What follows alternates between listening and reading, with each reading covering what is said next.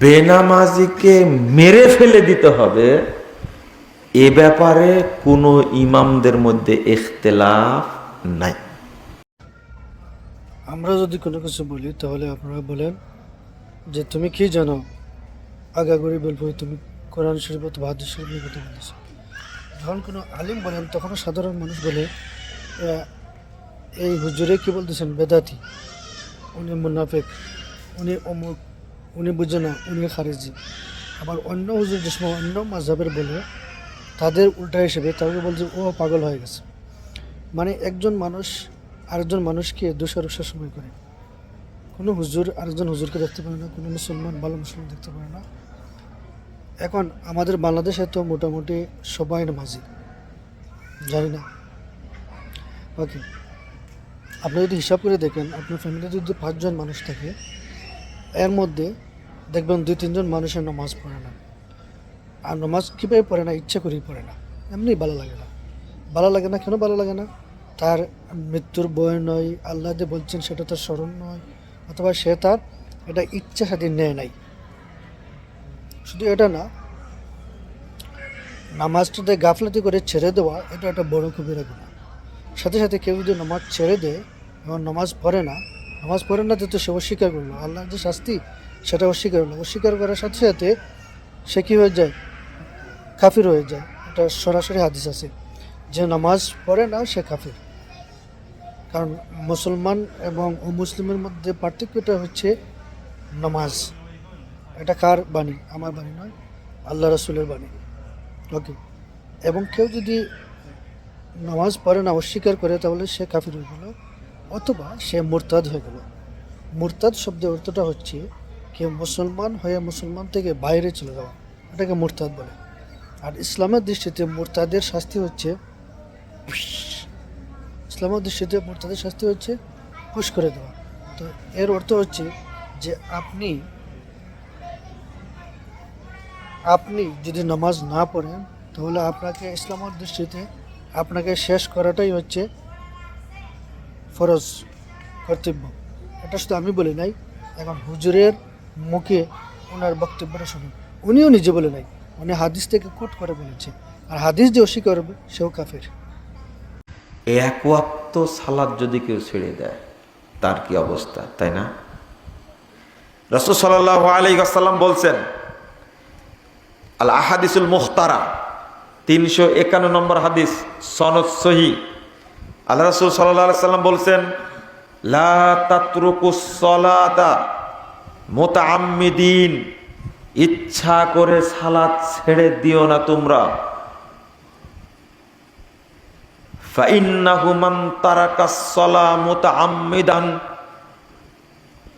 ফাকাদ খরাজা মিনাল মিল্লাহ, যে ইচ্ছা করে ফরজ সালাত ছেড়ে দিল সে ইসলাম থেকে খারিজ হয়ে গেল। ইসলাম থেকে খারিজ হলে কি হয় বলেন তো? মুরতাদ। এই তো এবার জায়গা মতো আসছে। ইসলাম থেকে যে খারিজ হয়ে যায়, ফাকাদ খরাজা মিনাল মিল্লাহ, সে ইসলাম থেকে খারিজ হয়ে গেল, মানে সে মুরতাদ হয়ে গেল। এক ওয়াক্ত সালাত যদি ছেড়ে দেয়। 22,128 নম্বর হাদিস, মুসনাদ আহমদ। রাসূল সাল্লাল্লাহু আলাইহি ওয়াসাল্লাম বলছেন, লা তাতরুকান্না সালাতান মাকতুবাতান মুতাআম্মিদান, তুমি এক ওয়াক্ত সালাত ইচ্ছা করে ছেড়ে দিও না। ফাইন্নাহু মান তারাকা সালাতান মাকতুবাতান মুতাআম্মিদান ফাকাদ বারিয়াত মিনহু যিম্মাতুল্লাহ, যে ব্যক্তি এক ওয়াক্ত সালাত ইচ্ছা করে ছেড়ে দিল সে আল্লাহর জিম্মা থেকে, দিন থেকে বেরিয়ে গেল। শোনেন শোনেন, কোনো উপায় নাই, সালাত পড়াই লাগবে। একজন সাহাবী না, আল্লাহ রাসূল বলছেন, বাইনাল আবদে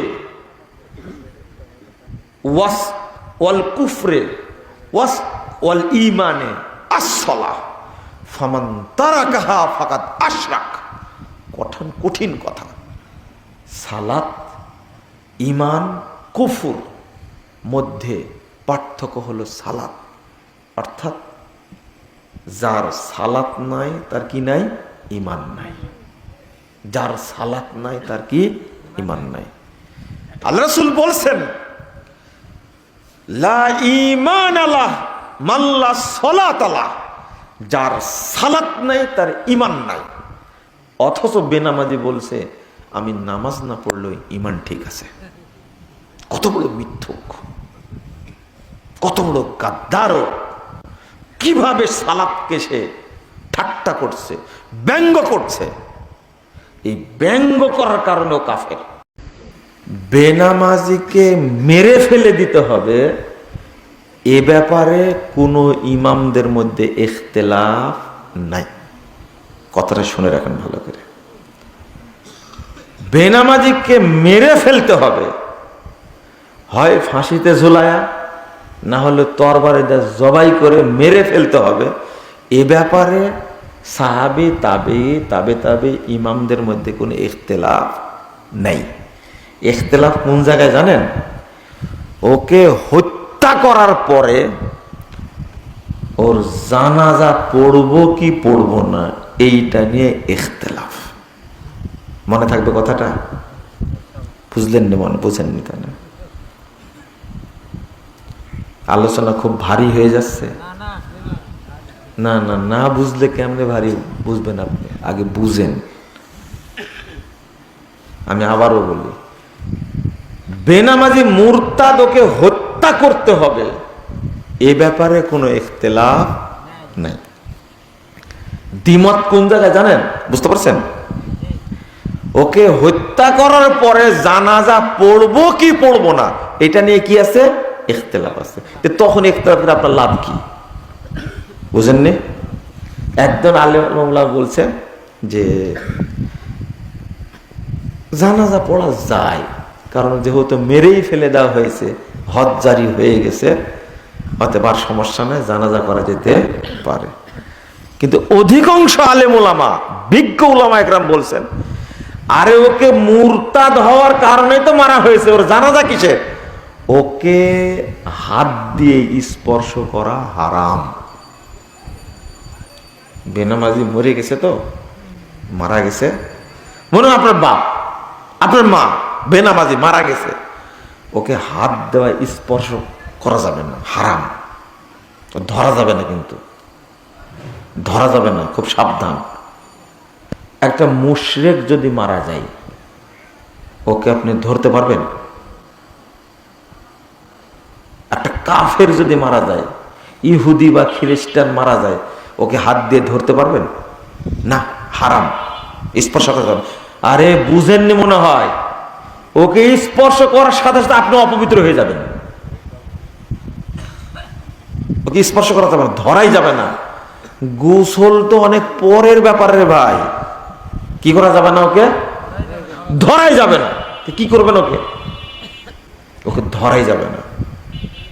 লা হাওলা ওয়ালা কুওয়াতা ইল্লা বিল্লাহ। আমি আপনাকে কিভাবে বুঝাই? এখন প্রশ্ন আপনাদের, কি করা যাবে তাহলে? কুকুর মারা গেলে কি করেন? কি করেন? পায়ে দড়ি বেঁধে ঘাড়ে করে নিয়ে যান, ছেঁচড়ে নিয়ে যান। কোথায় দাফন করেন? দূরে জঙ্গলে, যেখানে আবাদ বেনে হয় না, আবাদ পানি হয় না, ওই জায়গায় দাফন করেন। এ তো কুকুরের চেয়েও খারাপ। আল্লাহ বলেছেন বালহুম আযল। ও বেনামাজি কিন্তু আপনার চেয়ে ভালো জানে। ও বলছে কি জানেন? নামাজ না পড়লে আমার ঈমান ঠিক আছে। রে হারাম, মাঠটা কেমন দেওয়ার দরকার বলে দিতে।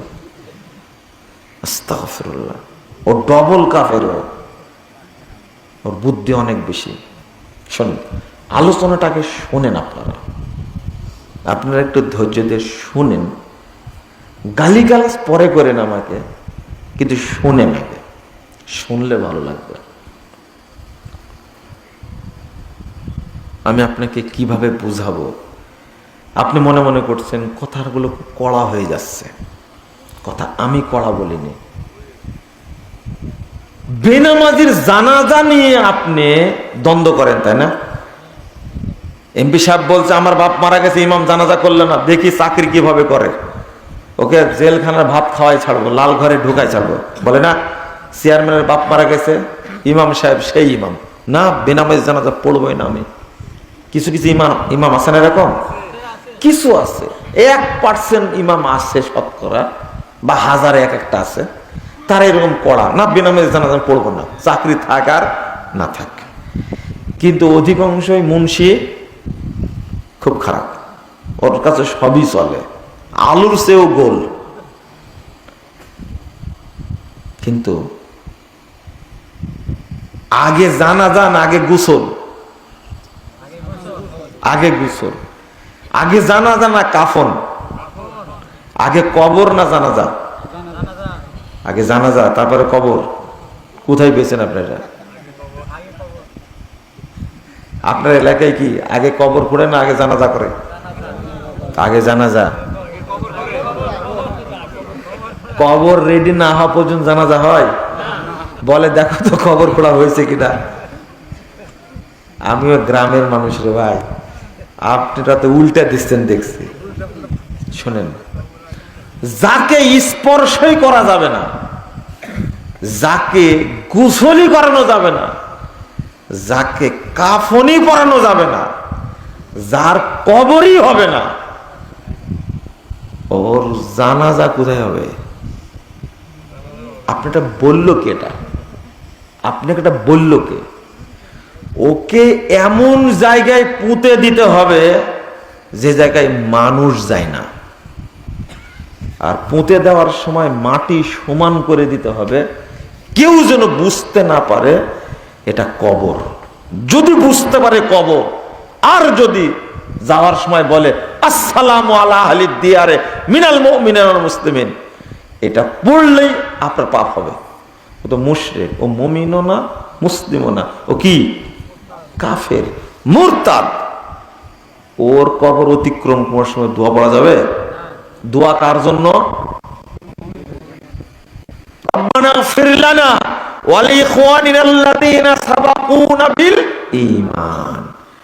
আল্লাহ আমাদের ক্ষমা করো তুমি, আর যারা ঈমান নিয়ে চলে গেছে তাদেরকে ক্ষমা করো। ও কি ঈমান নিয়ে চলে গেছে? না না না না, তো ওই দোয়া পড়া যাবে?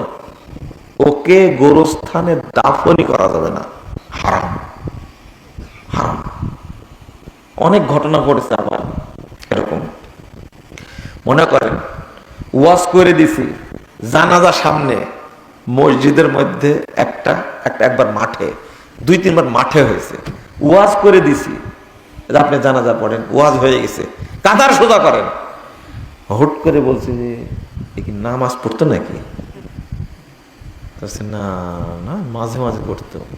আমি গেলাম, এই জানাজা আমি পড়তে পারবো না।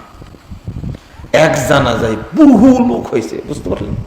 ইমাম আমি দাঁড় করায় দিছি, তা আমি অ্যাক্সিডেন্ট করে মারা গেছে। আমি বললাম যে নামাজ পড়তো নাকি? জীবনে মসজিদে আসেনি। তা আমি ওই লোকগুলোকে অপরাধ করে বললাম, আপনারা কি বেকুব না বোকা? আমাকে সামনে দিয়েছেন কেন? তাহলে এর জানাজা করার চেয়ে কুত্তার জানাজা করা অনেক ভালো। এর জানাজা করবে কেন?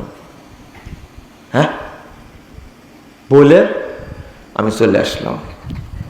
ওই এলাকার মানুষ আমাকে বলে যে লোকটা এত জেদি, কাতার বন্দি হলো, জানাজা হবে, ওয়াজ তো খুব সুন্দর করলো, কিন্তু দোষ করেছে মাইয়েত, আমরা তো আর দোষ করিনি। কথা বুঝতে পারলেন? যুক্তি দেখেন কত বড় দুষ্ট এরা, চিন্তা করতে পারছেন? খবরদার, আপনার বাপ মারা গেল যদি বেনামাজি হয়, ওর জানাজা হবে না। আর বেনামাজিকে যদি গোসল দিয়ে আপনি মসজিদের সামনে নিয়ে যান জানাজা করার জন্য, আগে আপনার বিচার হবে কিয়ামতের মাঠে। এই মুসল্লিদের ধোঁকা দিলি কেন তুই? এবার শোনেন, রাসূল সাল্লাল্লাহু আলাইহি সাল্লাম বলছেন, 82 নম্বর হাদিস সহিহ মুসলিম এসেছে, ইন্না বাইনাল আবদি ওয়াল কুফরি ওয়াশ শিরকি তারকাস সালাহ। কাফের, মুশরিক আর মুসলিমের পার্থক্য হলো কি? সালাত। সহিহ মুসলিমের হাদিস। 2621 নম্বর হাদিস তিরমিজির মধ্যে এসেছে। রাসূল সাল্লাল্লাহু আলাইহি সাল্লাম বলছেন, আল আহদুল্লাযী বাইনানা ওয়া বাইনাহুম আস-সালাহ ফামান তারাকাহা ফাকাদ কাফার। অমুসলিমদের মধ্যে আর আমাদের মধ্যে প্রাচীর হলো, অঙ্গীকার হলো সালাত। ফামান তারাকাহা ফাকাদ কাফার, যে সালাত ছেড়ে দিল সে কাফের হয়ে গেল। আপনি কেউ কেউ বলতে পারেন ফাকাদ কাফারা মানে সে কুফরি করলো। অনুবাদ আপনার কাছ থেকে জানতে হবে না, অনুবাদ নিতে হবে রাসূলের কাছ থেকে, সাহাবীদের কাছ থেকে। ইবনু মাসউদ রাদিয়াল্লাহু আনহু বলছেন, লাউ তারাকুহা, যদি লোকেরা সালাত ছেড়ে দেয়, লাকানু কুফারা, তাহলে তারা কাফের হয়ে যাবে। হলো, আমি আপনার অনুবাদ নিতে যাবো কেন? তামান তারাকাহা ফাকাদ কাফার, যে সালাত ছেড়ে দিল সে কাফের হয়ে গেল, কোনো ছাড় নাই। 2622 নম্বর হাদিস তিরমিজির মধ্যে এসেছে। মুহাম্মদুর রাসূলুল্লাহ সাল্লাল্লাহু আলাইহি ওয়াসাল্লাম বলছেন, আল্লাহু আকবার। আপনি কিভাবে বললেন? সাহাবীরা কি বলতেন? আব্দুল্লাহ ইবনে শাকিক রাদিয়াল্লাহু আনহু তিনি বলছেন, কানা আসহাবু মুহাম্মাদিন সাল্লাল্লাহু আলাইহি ওয়াসাল্লাম লা ইয়ারাউনা শাইয়্যাম মিনাল আমালে তারকাহু কুফরুন গায়রাস সালাহ। সাহাবায়ে কেরাম অন্য কোনো আমল ছেড়ে দিলে কাফের বলতেন না, কিন্তু কেউ সালাত ছেড়ে দিলে তাকে কি বলতেন? কাফের। এই হাদিসটা উল্লেখ করে ইমাম আব্দুল্লাহ ইবনে নাসর রাহিমাহুল্লাহ তিনি বলছেন, আজমাউ আলা তাকফিরিহিম, যারা সালাত পড়ে না তারা কাফের, এ ব্যাপারে সাহাবায়ে কেরাম সবাই একমত, সব একমত। 2, ইমাম ইবনে বাজ রাহিমাহুল্লাহ বলছেন, ফাযাকারাল ইজমাআ, ফাযাকারা ইজমা আস-সাহাবা, সাহাবী আব্দুল্লাহ ইবনে শাকিক তিনি তাবি, আব্দুল্লাহ ইবনে শাকিক তিনি উল্লেখ করেছেন সাহাবীদের একমতের ব্যাপারে, আন্না তারিকাস সালাহ ইনদাহুম কাফিরুন, যারা সালাত ছেড়ে দেয় সাহাবীদের কাছে তারা কি? কাফের।